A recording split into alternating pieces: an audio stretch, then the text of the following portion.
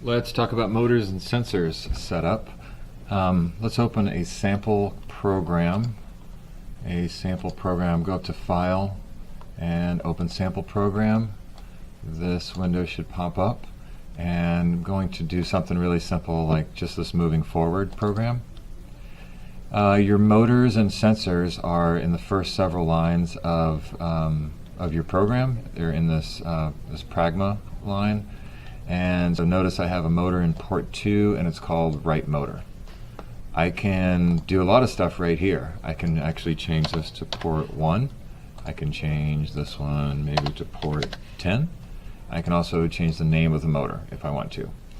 If you want to do more detailed stuff, I'm going to go to motor, sensor, and setup, and I can type in claw motor, and I can select the type, and then I can select reversed, means if it's going to spin clockwise or counterclockwise, and I can leave all this stuff alone, hit apply and hit OK, and notice it populated, oops, right here, it populated that on line 2. If I go back, notice there's a port, or excuse me, a tab for analog sensors. Those are your things like commonly used ones would be potentiometer, light sensor line follower, and then there's digital. Quick reminder while I'm thinking about it, don't forget that this says digital 1, digital 2. So like this is commonly misunderstood for digital 15, right? So that's a lowercase l.